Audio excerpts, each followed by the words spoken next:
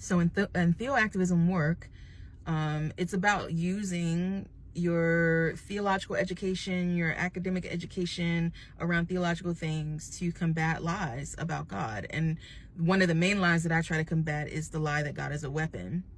And I'm saying all of this because part of what makes theoactivism what it is that you use culture itself as sacred text, so that lived experience becomes a preach.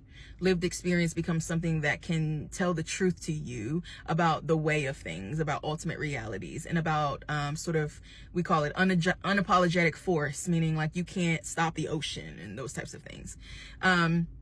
And so what I was thinking about was that this Diddy situation is a perfect example of how we can use culture as a sacred text.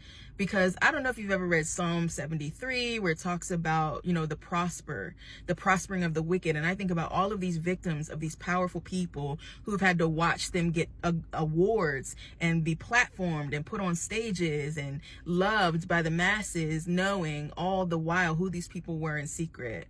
And that the beauty of God and truth and light is that it is not a respecter. It will come for everybody, because it's just the way of things. It's the same way when you think about Jesus's kind of conceptions around resurrection life. His argument is you can't kill life.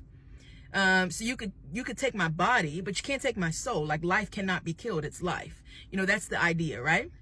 And it's the same idea here, what we see happening in hip hop.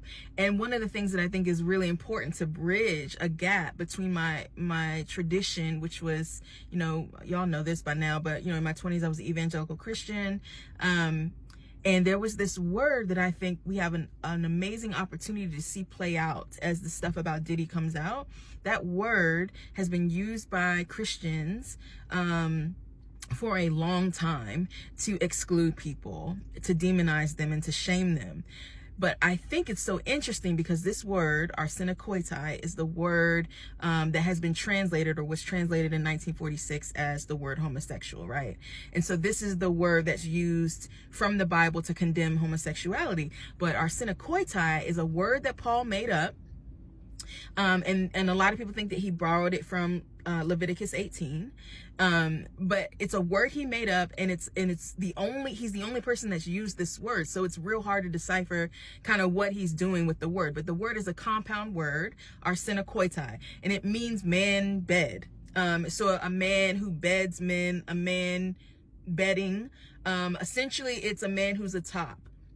But in Greek culture, the thing that Paul is condemning is the ways that powerful men took advantage of young boys, not because they were gay and not because they were in relationships, but because it was a show of power. And as this stuff about Diddy comes out, especially this stuff about certain preachers being in the place in these freak off parties, I'm like, y'all, so you go out here and you throw arsenokoitai around while you're practicing it at Diddy parties. And that's a shame. The stuff that these young men were coerced into doing because they wanted a shot at fame just says a lot to me about what our culture props up as goals for us, that if we really were to strip it all the way down, would ask us to sell our souls.